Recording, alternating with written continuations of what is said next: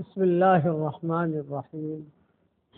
الحمد لله نحمده ونستعينه ونستغفره ونؤمن به ونتوكل عليه ونعوذ بالله من شرور أنفسنا ومن سيئات أعمالنا.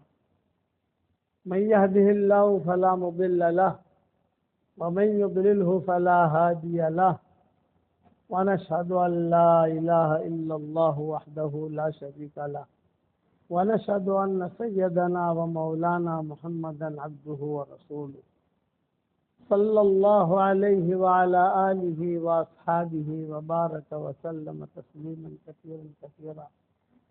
أما بعد فأعوذ بالله من الشيطان الرجيم. بسم الله الرحمن الرحيم. يا أيها الذين آمنوا كونوا أنصار الله كما قال عيسى ابن مريم للحواريين من أنصاري إلى الله قال الحواريون نحن أنصار الله فآمنت طائفة من بني إسرائيل وكفرت طائفة فأيدنا الذين آمنوا على عدوهم فأصبحوا ظاهرين. صدق الله العظيم. قابل احترام بھائیو دوستو بزرگو، سلسلہ وار مضمون چل رہا تھا 3 عورتوں کا.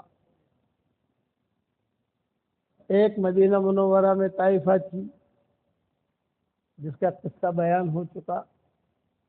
ایک مکہ مکرمہ میں سارہ تھی جو گانا گاتی تھی جس کے قصے حدیثوں میں آتے ہیں. اور ایک مکہ مکرمہ میں عناق نامی عورت تھی جو زنا کے اڈے چلاتی تھی. یہ عناق نامی عورت کا قصہ مختصر بیان ہوا تھا اور مضمون ادھورا رہ گیا تھا. وہ مضمون پورا کر رہا ہوں. ایک صحابی تھے، ان کا نام تھا مرثد ابن مرثد. اس زمانے میں اپنے بیٹوں کا نام باپ کے نام کے اوپر رکھا کرتے تھے. یہ عربوں میں یہ رواج عام ہے کہ باپ کا نام تو اپنے بیٹے کا نام بھی باپ کے نام پہ رکھے گا، ماں کا نام تو بیٹی کا نام بھی ماں کے نام پہ رکھے گا تاکہ وہ خیرے چلے. یہ نہیں ہے کہ ماں اگر مر گئی ہے اس کا نام رکھا تو یہ بچی مر جائے گی، یہ نہیں ہے. یہ عربوں کے اندر یہ رواج عام ہے کہ باپ کے نام کے اوپر دادا کے نام کے اوپر یہ رکھتے ہیں. زمانے جاہلیت سے ان کی ترتیب چلتی ہے. تو ان کا نام تھا مرثد ابن مرثد. باپ کا نام بھی مرثد، بیٹے کا نام بھی مرثد. پہلوان تھے. حضور صلی اللہ علیہ وسلم کے پاس آئے اور حضور صلی اللہ علیہ وسلم کے پاس آ کر کہا کہ حضرت میں پہلوان ہوں اور مجھے مکہ مکرمہ کا کوئی کام سونپ دیجیے، مکہ مکرمہ جا کر میں وہ کام کروں. آپ نے فرمایا کہ کیا کرو گے وہاں جا کر تم؟ فرمایا کہ حضرت پہلوان ہوں تو مکہ میں جتنے صحابہ قید میں ہیں ان کو چھوڑا لاؤں گا. ابھی کیسے لاؤ گے تم؟ مکہ والے اتنے، ان کی جیلیں اور وہ قیدی کو تو بولے کہ میں کر لوں گا، آپ مجھے اجازت. ان کو شوق تھا. علماء نے لکھا ہے کہ جس کام میں بھی آدمی کو شوق ہوتا ہے اس میں آگے بڑھتا رہتا ہے. شوق نہیں ہوگا تو جتنا بھی دھکا دو، جتنا بھی سمجھاؤ، مانے گا نہیں. تو شوق نہیں ہے، رغبت ہونی چاہیے کسی کام کی. کیونکہ رغبت تھی. پہلوان تھے مرثد ابن مرثد، ان کا نام آتا ہے حدیثوں کے اندر. تو حضور صلی اللہ علیہ وسلم نے اجازت دے دی ان کو کہ جاؤ. تو مکہ مکرمہ جاتے تھے اور اکیلے جاتے تھے، اپنے ساتھ کسی کو لے کے نہیں جاتے تھے. مرثد ابن مرثد. اور دیکھتے تھے وہاں جا کر حالات کیسے ہیں. تو دیکھتے تھے کہ ہاں یہ 2 ہیں، 2 صحابی کو قید رکھا ہے. تو 2 صحابی کو مکہ والے جب سو جاتے تھے 2 صحابی کو چھوڑوا کر جو ایک کو ایک کندھے پر بٹھاتے، ایک کو اس کے اوپر بٹھاتے اور بٹھا کر بھاگتے تنیم پر جا کر جو ہے وہ چھوڑ دیتے کہ جاؤ تم لوگ. اچھا جیب میں وہ کھجورے وغیرہ بھی لے لیتے. تو وہ تو بیچارہ قید میں ہے، 2 صحابی تو قید میں ہے. کھجورے پانی وغیرہ کا انتظام کرتے اور پھر جو ہے تنیم سے آگے تک ان کو بھاگے لے کر جا کر چھوڑ دیتے اور پھر کہتے کہ جاؤ حضور صلی اللہ علیہ وسلم کو سلام کہنا اور یہ کہنا ہے کہ مرشد نے ہمیں بھیجا ہے. حضور میں خوش ہو جاتے. حضور سمجھ جاتے کہ یہ جیل میں تھے اور یہ آ گئے ہیں یہاں. ان کا کام ہی یہ تھا. پھر جو ہے کسی جگہ ٹھہر جاتے، مدینہ منورہ جانا، پھر مدینہ منورہ سے آنا، لمبا سفر، تو کسی کے گھر پر یہ قیام کر لیتے، قیام کر کے اپنا جو ہے یہ کام کرتے رہتے۔ کبھی 3 صحابہ کو، اچھا وہ ان کی خیر خبر بھی رکھتے تھے، پیسے دے دیتے، مالدار آدمی تھے، پیسے دیتے تھے، کھجوریں دے دیتے، پانی دے دیتے۔ پھر مدینہ کا رستہ تو معلوم ہے نا، تو کہتے ہاں ہاں مدینہ کا تو سیدھا رستہ ہے، لوگ نکل جاتے، مدینہ منورہ پہنچ جاتے۔ ایک مرتبہ یہ مرشد ابن مرشد خود کہہ رہے تھے رضی اللہ تعالیٰ عنہ کہ سب کام میں نے کر لیا، کافی قیدیوں کو میں نے جو چھڑا دیا، چلے بھی گئے، مدینہ منورہ پہنچ بھی گئے، لیکن ایک پہلوان تھا جو مجھ سے بڑا تھا۔ اب میں بڑا پریشان، یار اس کو کیسے کروں؟ وہ مجھے خبریں بھیجتا تھا کہ مرشد تم آئے ہو تو میرا بھی کچھ انتظام کرو، مجھے بھی نکالو، میرے بھی بچے مدینہ منورہ میں، مجھے نکالو۔ یہ تو مرشد کہتے تھے کہ میں 14ویں رات کے چاندنے کے انتظار میں تھا، 14ویں رات کا چاندنا ہو تو 14ویں رات کے چاندنے میں مکہ والے شرابیں بہت پیتے تھے، کہ چاندنا ہو تو انہیں ہری ہری سستی تھی، بہت شرابیں، بہت عیاشیاں بہت کرتے تھے، تو وہ کوئی جاسوس کے پیچھے پڑتے نہیں تھے، وہ اپنا شراب پی کر مست رہتے تھے۔ تو مرشد کہتے تھے کہ میں اس انتظار میں تھا کہ 14ویں رات کا چاندنا آوے تو اس وقت میں یہ پہلوان سے میں بھیجوں مدینہ منورہ یہ، اور تقریباً سارے جتنے میرے کام تھے ان میں یہ آخری کام تھا، باقی سب کو میں نے بھیج دیا، پہنچ بھی گئے اپنے بیوی بچوں کے پاس، اور چھٹ بھی گئے، وہاں جا کر اپنے دھندے بھی لگ گئے، سب کچھ ہو گیا۔ حضور صلی اللہ علیہ وسلم کو اطلاع بھی مل گئی کہ بھی ہاں یہ مرشد نے بھیجا ہے، مرشد نے بھیجا ہے، مرشد نے بھیجا ہے۔ تو 14ویں رات کا چاندنا آیا تو مرشد کہتے تھے کہ اپنے جو ہے اپنے ڈگر پہ نکلا اس کے بعد جانے کے لیے، وہ جو تھا پہلوان، اب اس کو میں ڈھونڈتا تھا۔ اچھا یہ لوگ مکہ والے جتنے بھی قیدی ہوتے تھے عدل بدل کرتے تھے، آج اس گھر میں اس گھر والے کے ذمہ کھانا کھلاؤ گے اس کو، مر نہیں جائے، کل دوسرے گھر میں باندھ دیا، کل تیسرے گھر میں باندھ دیا، کل تو سب کے اوپر ڈیوٹیاں لگاتے تھے، 1 مہینے کی ڈیوٹی لگا دیتے تھے، 2 دن یہاں، 2 دن وہاں، 2 دن وہاں، 2 دن وہاں۔ وہ گھر والا جو ہے وہ ان کو کھانا کھلاتا، پھر تو دوسری جگہ اس کو قید کر دیتا۔ یہ مرشد کہتے تھے کہ میں کہاں ڈھونڈوں اس کو، واٹس ایپ تو تھا نہیں، لوکیشن تھا نہیں، کہ یار مکہ مکرمہ خود کچھ آبادی تو ہو گئی تھی، لیکن میں کیسے ڈھونڈوں، کہاں ڈھونڈوں؟ ڈھونڈتے میں نکلا کیا ڈھونڈ رہا تھا، گھروں پر جا کر کے باہر بندھا ہوا ہوگا تو سلام کرے گا یا ہاتھ کا اشارہ دے گا تو میں فوراً دیکھ لوں گا کہ ہاں یہ ہے۔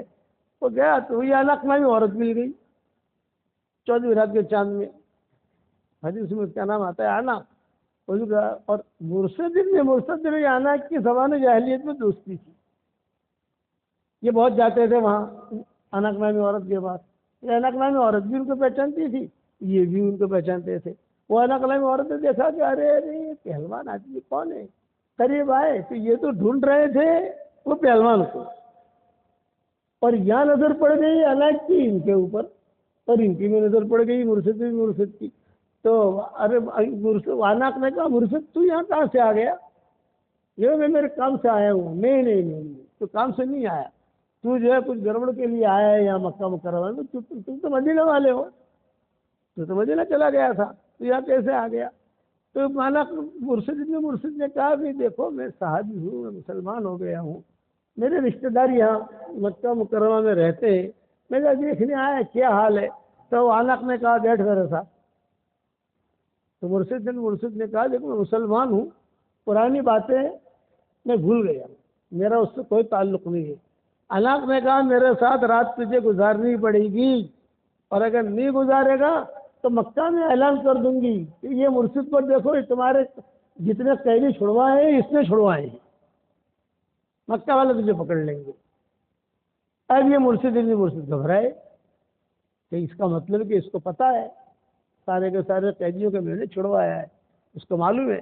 مرشد نے انکار کر دیا، اگر تجھے جو اعلان کرنا ہے کر، تو اس نے اعلان کر دیا اے مکہ والو تو شرابی پی کر سوئے ہو اور مست ہو، 14ویں رات کی چاندنی کا فائدہ اٹھا رہے ہو، یہ دیکھو یہ مرشد ابن مرشد آیا ہے یہاں پر، یہ تمہارے جتنے بھی قیدی بھاگے تم ڈھونڈتے ہو دائیں بائیں کہاں چلا گیا ہمارا قیدی کہاں چلا گیا، ارے وہ یہی چھڑواتا ہے اور یہ مدینہ منورہ پہنچاتا ہے، یہی ہے مرشد ابن مرشد، اس کو پکڑو۔ جب اس نے گلی گلی میں جا کر اعلان کرنا شروع کیا، یہ مرشد ابن مرشد کہتے تھے کہ میں بھاگا تو بھاگتے بھاگتے راستے کے اندر وہ پہلوان بھی مل گیا، پتہ جو قیدی تھا، ارے مرشد ارے مرشد ارے مرشد، بھائی ابھی مت بول، تیرا ٹھکانہ دیکھ لیا ہے میں ابھی میری جان بچانے جا رہا ہوں، تیرا ٹھکانہ دیکھ لیا، بھاگ رہے تھے تو بھاگتے بھاگتے یہ پہلوان تھے، وہی پہلوان تھے، وہ جاگ رہا تھا تو اس نے دیکھا کہ ارے یہ جا رہا ہے مرشد مرشد جا رہا ہے، مرشد جاتا، چوتھی رات کا چاندنا تھا، پہچان گئے ایک دوسرے کو، یہ کہا کہ محل تو وہیں رہے، میں نے تجھے دیکھ لیا ہے، تو کہاں پر ہے، میں تھوڑا پہلے اپنا سیٹ کر لوں، اپنی جان بچا لوں، پھر جو ہے میں تیرے پاس آؤں گا۔ یہ کہہ کر مرشد ابن مرشد بھاگے اور ان کے پیچھے مکہ والے بھاگے۔ وہ پہلوان جو تھا قید میں، وہ تو بھاگ نہیں سکتا، وہ تو قید میں ہے، وہ تو جکڑا ہوا ہے اس کے ساتھ۔ مکہ والے بھاگے تو مرشد ابن مرشد کہتے تھے میں آگے آگے اور مکہ والے میرے پیچھے پیچھے، اور مکہ والوں کے اندر سب نوجوان لڑکے، اس لیے وہ اناق میں اعلان کر دیا نا، مکہ مکرمہ چھوٹا سا تھا تو اناق میں اعلان کیا کہ دیکھو یہ مرشد ہی سارا تمہارا کام بگاڑ رہا ہے، یہ وہ سارے یہی آ کے جاسوسی کرتا ہے، تمہارے جتنے بھی مسلمان قیدی تھے سب کو بھگایا ہے، اس نے بھگایا ہے۔ تو ہر گھر میں جا کر دروازہ کھٹکھٹا کر وہ اناق نامی عورت جو ہے وہ اعلان کرتی تھی، پبلک نکلتی تھی، شراب میں ہوتے تھے، شراب میں پیے ہوئے ہوتے تھے، لیکن پھر بھی وہ چکر کھاتے کھاتے بھی اس کے پیچھے بھاگتے تھے۔ مرشد مرشد کہتے ہیں کہ اگرچہ میں پہلوان تھا، بھاری میرا بدن بہت بھاری تھا، لیکن اللہ نے میرے اندر طاقت اور ہمت دی تھی، میں ان سے گھبرائے نہیں، پیچھے مڑ کے دیکھتا تو تھا کہ آ رہے ہیں کہ تھک گئے، لیکن برابر تولا آ رہا تھا، رات کا جو ہے چاندنا بھی تھا، چاندنے میں تو آدمی ویسے دکھائی دیتا ہے، اندھیرا ہو تو پتہ نہیں چلتا، لیکن میں چلتے چلتے غاروں کے اندر گھسا ایک غار کے اندر جا کر میں چھپ گیا۔ یہ مرشد کہتے تھے ایسا چھپا کہ وہ غار میں ایسی تھی کہ بالکل اندر یعنی آدمی جیسے یہ پورا کے پورا داخل نہیں ہو سکتا، اس غار میں جانا ہو تو پہلے لیٹے گا، لیٹ کر اندر جائے گا، اور لیٹ کر اندر جائے گا وہاں جا کر اپنی جان بچا لے گا۔ تو ہر آدمی سوچتا ہے کہ یہ آدمی اس میں تو ہو نہیں سکتا، اس آدمی کوئی آدمی داخل ہی نہیں ہو سکتا ہے اس میں وہاں جا کر چھپ گیا۔ یہ بھاگتے بھاگتے بھاگتے یہاں اس غار میں بھی آئے۔ ارے میں سوراخ تو ہے تو کسی نے کہا بھی اس میں تو کہاں جائے گا، وہ یہ تو جو ہے کوئی آدمی جا ہی نہیں سکتا ہے اس میں ساری ان کی باتیں سن رہا تھا، اور خدا کی شان ایسی کہ وہ غار ایسی تھی کہ وہی کھڑے کھڑے وہ باتیں کرتے تھے، ساری باتیں میں سنتا تھا، اور وہیں کھڑے کھڑے جو انہوں نے پیشاب بھی کیا، وہ سارا پیشاب بھی مجھ پر آیا، وہیں کھڑے کھڑے ان لوگوں نے استنجا بھی کیا، اس میں بھی لطف میں اللہ سے دل میں دعا کرتا تھا کہ اللہ پاک مجھے تو پہلوان چھڑوانا ہے، اور یہ میرے کپڑے ناپاک ہو رہے ہیں، کوئی بات نہیں، میں جو ہے خاموشی کے ساتھ بیٹھا رہا۔ جب وہ لوگ چلے گئے، رات کا چڑھا یعنی رات بھی ڈھلنے لگی اور وہ لوگ چلے گئے تو میں باہر نکلا، باہر نکل کر ایک چشمہ تھا، وہاں پر جا کر کپڑے وپڑے میرے جو بھی مجھے دھونے تھے وہ میں نے دھوئے، اور دھلا کر اپنا بدن وغیرہ پاک کر کے میں جو چکا مجھے پتہ چل گیا تھا وہ کہاں ہے، وہ صحابی کہاں پر قید میں ہے میں نے دیکھ لیا تھا، کسی نے بتایا نہیں، لیکن وہ میں چونکہ بھاگ رہا تھا تو بھاگتے بھاگتے وہ دکھائی دیا تو وہ اشارے سے سمجھ گیا وہاں، میں وہاں چلا گیا۔ جب میں وہاں چلا تو وہ مجھے یہ جو صحابی تھے، ارے بھائی آ جا یہاں پر، اور یہ تو سارے کے سارے سو گئے جا کر، نہیں ملا مرشد نہیں ملے، یہ سارے کے سارے سو گئے سب جا کر، ویسے بھی شراب میں مست تھے یہ لوگ، سو گئے۔ میں وہاں گیا اور وہاں جا کر اس کی جیبیں بڑھیا وغیرہ تھی وہ توڑوائی، اور توڑوا کر جو ہے اس کو لے کے چل میرے ساتھ۔ اب میں نے اس سے کہا کہ بھائی تو مجھے اٹھاتا ہے میں تجھے اٹھاؤں، کہ جتنے قیدی تھے سب کو تو میں نے ایک کندھے پر اس کو اٹھایا اور تنیم تک پہنچا، تیرا وزن تو اتنا ہے کہ تجھے تو میں اٹھا نہیں سکتا، اب جلدی چلنا پڑے گا تاکہ کوئی دوسرا آوے نہیں پیچھے سے۔ تو اس نے کہا میں تجھے اٹھا لیتا ہوں، ان سے وزنی تھے یہ صحابی جو تھے وہ، تو انہوں نے کچھ اٹھایا کچھ انہوں نے اٹھایا، بھاگے بھاگے بھاگے، دونوں کو دونوں ساتھ مدینہ منورہ پہنچے۔ پہلے تو ساتھ نہیں پہنچتے تھے، پہلے تو بھیج کر یہ اپنے کام میں لگ جاتے تھے، کسی رشتہ کے وہاں چلے جاتے تھے۔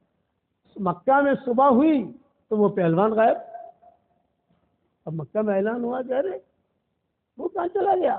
تو انک نامی عورت جو تھی جس کا اڈا تھا وہ کہتی تھی کہ وہی مرشد ابن مرشد وہی لے کے گیا ہے۔ اب مکہ والے ڈھونڈنے کے لیے نکلے، لیکن ڈھونڈنے کے لیے نکلے تو یہ تو الگ راستے سے جو ہے کافی تیزی سے چل دیے تھے، اور مدینہ منورہ جب پہنچے تو حضور صلی اللہ علیہ وسلم نے دیکھا، ارے ارے دونوں پہلوان آ گئے، دونوں پہلوان آ گئے، واہ واہ واہ واہ واہ واہ واہ، بہت خوشی کا اظہار کیا حضور نے، بہت خوشی کا اظہار کیا، ماشاء اللہ ماشاء اللہ۔ اکثر قیدی گویا کہ مرشد ابن مرشد نے وہاں سے چھڑوایا، اور اناق نامی عورت جو ہے یہاں لوگوں کو ابھارتی رہی، وہ بہت خراب آدمی ہے مرشد، اس کو ڈھونڈو، اس کو قتل کرو یہاں۔ تو ان کے سر کے پیسے بھی لگے، دیکھو اسے پکڑ کے لائے تھے، چھٹیاں دے دیں گے، لیکن وہ تو نکل گئے، مدینہ منورہ پہنچ گئے۔ اب حضور صلی اللہ علیہ وسلم کی مجلس میں آنے لگے، حضور کے ساتھ اپنے جو ہمارے کام ہوتے ہیں دین کے اس کے اندر جڑ گئے، تعلیم میں بیٹھنے لگے۔ ایک مرتبہ حضور صلی اللہ علیہ وسلم تنہا بیٹھے ہوئے تھے، اور یہ مرشد ابن مرشد جو ہے وہ ادب کے مارے اور شرم کے مارے بہت سامنے آ کر بیٹھ گئے حضور کے۔ حضور صلی اللہ علیہ وسلم اکیلے تھے، کچھ بات کرنے کی کوشش کی، جب بات کرنے کی کوشش کی تو کوئی آ گیا، ابوبکر آ گئے، عمر آ گئے، تو حضور سمجھ گئے کچھ کہنا چاہتا ہے لیکن سب کے سامنے کہنا نہیں چاہتا، یہ حضور نے بھانپ دیا کہ کچھ کہنا چاہتا ہے لیکن یہ کہ سب کے سامنے کہنا نہیں چاہتا ہے۔ اچھا، جب ابوبکر آتے تھے تو ظاہر بات ہے کہ دوسرے صحابہ بھی آ جاتے تھے، حضرت عمر آتے تھے دوسرے صحابہ بھی آ جاتے تھے، تو مرشد کہتے تھے میں صرف اس انتظار میں تھا کہ 5 منٹ مجھے حضور صلی اللہ علیہ وسلم کی خلوت میں مل جائے، کوئی نہ ہو، 5 منٹ ایسے ملے، لیکن ایسے منٹ ملتے ہی نہیں تھے۔ تو میں نے سوچا کسی ماں کے گھر جا کر میں وقت لے لوں، لیکن چونکہ جو بات مجھے حضور صلی اللہ علیہ وسلم سے کرنی تھی وہ ذرا بے ادبی کی تھی، وہ شرم کی تھی، ماں کے سامنے شرم کی بات کروں یہ مناسب نہیں ہے، ماں ہے ہماری، بے شرمی کی بات تھی، اور مجھے حضور سے کرنی تھی اور تنہائی میں کرنی تھی۔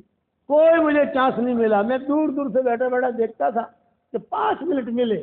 اب میں کہوں حضور اکیلے بیٹھے ہوتے تھے، میں چلتا یہاں سے اور دوسرے صحابی چلتے یہاں سے، میرا کام ادھورا رہ جاتا۔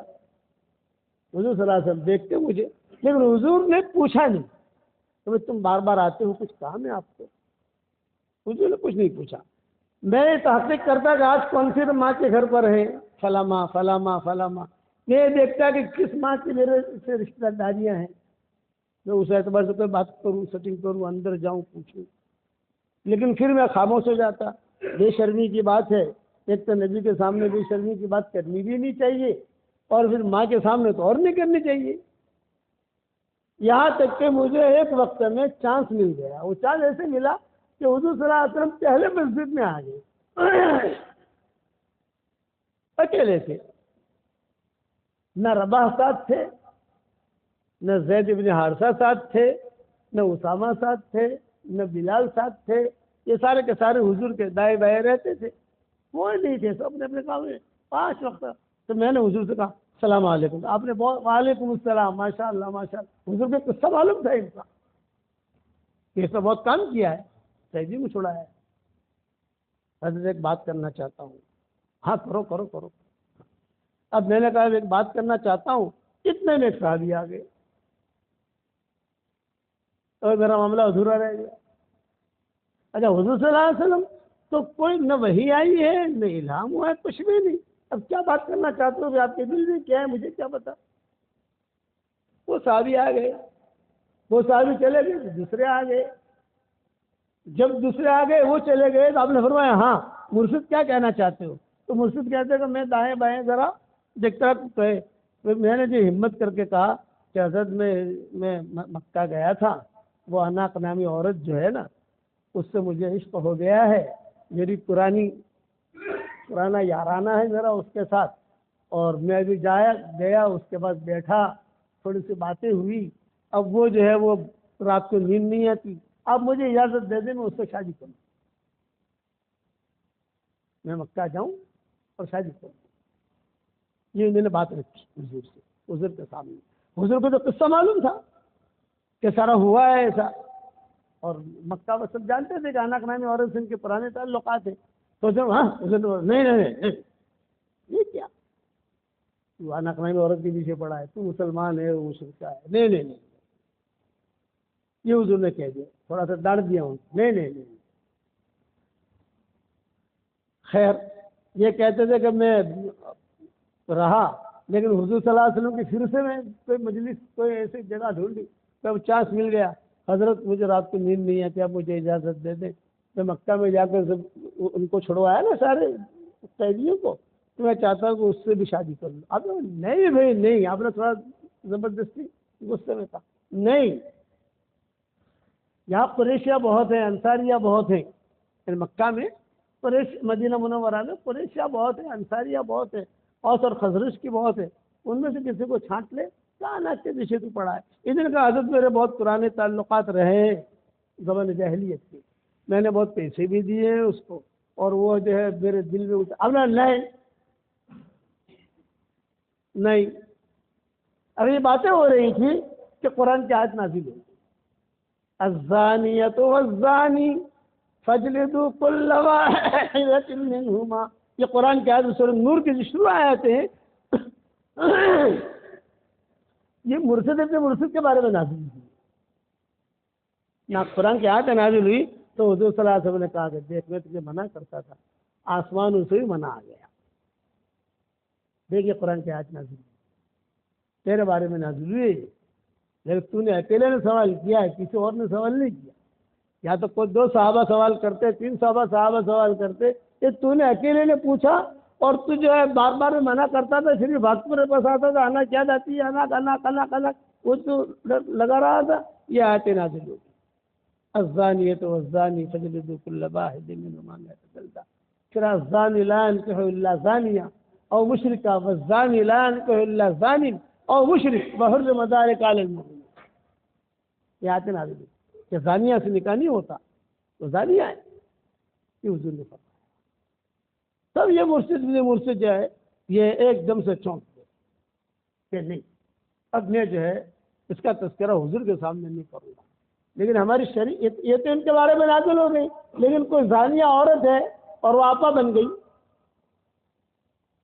تو زانی مرد ہے تو دیندار بن گیا تو نکاح ہو سکتا ہے، یہ وہاں تو مسلمان تو ہوئی ہی نہیں تھی وہ، اور زانیہ تھی، اس لیے علماء نے اس میں فقہ میں لکھا کہ آج بھی کوئی عورت ہے جو کام کرتی تھی طوائف کا یہ ہے وہ ہے، لیکن وقت آیا اللہ نے ہدایت دے دی، ہدایت دے دی اللہ تعالیٰ نے دیندار بنا دیا، اگر کرو نکاح۔ جیسے حضور صلی اللہ علیہ وسلم کے پاس وہ آتی تھی، طائفہ آئی تھی حضور کے پاس، مجھے کھانا کھلاؤ، اپنے ہاتھ کا کھانا کھلاؤ، اپنے منہ کا لقمہ کھلاؤ، حضور نے کھلایا، وہ مسلمان ہو گئی، بہت بڑی آپا بن گئی، آپا بن گئی، تو صحابہ کہتے تھے ہماری شادی اس کے ساتھ ہو جائے، پورے ڈلتے تھے، پورے کس کے ساتھ شادی ہوئی کیونکہ ہماری دیندار بن گئی ہے، وہ چیز الگ ہے۔ اب مرشد کو جب یہ آیت نازل ہو گئی تو مرشد ابن مرشد جو ہے یہ بالکل خاموش ہو گئے، کچھ نہیں۔ اب کچھ مکہ مکرمہ میں قیدی، اس لیے وہ تو قید کرتے تھے نا وہاں پر، مکہ والے جب قید کرتے تھے تو کچھ قیدیوں کی خبر آئی کہ ہم لوگ ابھی پھنسے ہوئے ہیں، بھیجو، انہوں نے فرمایا مرشد کو مت بھیجنا بھائی،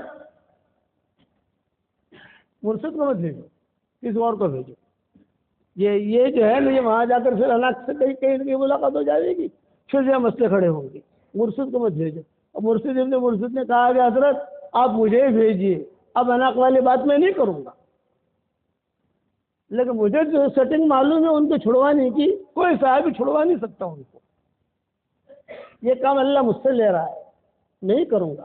تو حضور صلی اللہ علیہ وسلم ایک ہی بات کہتے تھے، تیرے بارے میں قرآن کی آیت نازل 2-3 مرتبہ یہ آئے حضور کے پاس، اب مجھے اجازت دے دیں میں اناق سے شادی کروں گی، اب مجھے اجازت دے دیں میں اناق شاید تو پہلی مرتبہ ہوتے نا ہاں کتنا کہا، اور دوسری مرتبہ نہیں، اور تیسری مرتبہ میں آیت نازل ہو گئی. تو بار بار آتا تھا، دیکھ ابھی تو آیا پھر سے، اور یہ قرآن کی آیت نازل ہوئی ہے، اور یہ قرآن کی آیت تو پڑھ الزانی لا ينكح الا زانیہ او مشرکہ والزانی لا ينكح الا زان او مشرک وحرم ذلك علی المؤمنین. یہ آیت نازل ہوئی تب جا کر جو ہے اتنے سارے قیدی وہ چھڑوا کر لائے. ان کا کام تھا. میرے والد صاحب رحمۃ اللہ علیہ فرماتے تھے اللہ ان کی قبر کو روشن کرے اور خوب روشن کرے. کہتے تھے کہ جس کام میں بھی آدمی کو طلب ہوگی، جس کام میں بھی، اور ایک بات کہتے تھے چائے پینے والوں کو چائے کی طلب ہوتی ہے، سگریٹ پینے والوں کو سگریٹ کی طلب ہوتی ہے، اخبار پڑھنے والوں کو اخبار کی طلب ہوتی ہے. ایک طلب ہوتی ہے وہ اخبار پڑھو، صبح اٹھتے ہی اخبار دیکھے گا کیا اخبار میں کیا ہے. چائے پینے والا صبح ہوتی چائے، سگریٹ پینے والا صبح ہوتی اس کو سگریٹ کی طلب ہوتی ہے. ابا فرماتے تھے چائے پینے والے کو چائے کی طلب ہوتی ہے اور سگریٹ پینے والوں کو سگریٹ کی طلب ہوتی ہے. اتنی طلب بھی اگر ہمارے دل میں ہدایت کی آ جائے گی تو اللہ اسے ولی بنا دے. طلب ہونی چاہیے دل کے اندر کہ کسی طریقے سے یہ جو ہے اللہ مجھے ہدایت دے. آج فجر کی نماز میں نہیں اٹھا جاتا تو علماء نے لکھا ہے کہ رات کو صرف اتنی دعا کر لے کہ اللہ مجھے فجر کی نماز پڑھنے کی توفیق دے، بس اللہ توفیق دے گا انشاءاللہ. پھر علماء اب چونکہ یہ تو زنا والا معاملہ تھا، انق والا معاملہ زنا کا تھا نا، تو کتابوں میں لکھا ہے کہ زنا کی بدبو ایسی ہوتی ہے کہ شیطان بھی اس سے بھاگتا ہے. بھائی جھوٹ کی بدبو کیسے ہوتی ہے؟ فرشتہ بھاگتا ہے. اور زنا کی بدبو یہ کہ شیطان بھی اس سے گھبراتا ہے کہ وہ اب مسئلہ آیا. اچھا وقت ہو گیا نہیں. اب مسئلہ ہے کہ اناق نامی عورت کا پھر کیا ہوا، یہ آئندہ جمعہ ہے ہم تو بتائیں گے انشاءاللہ.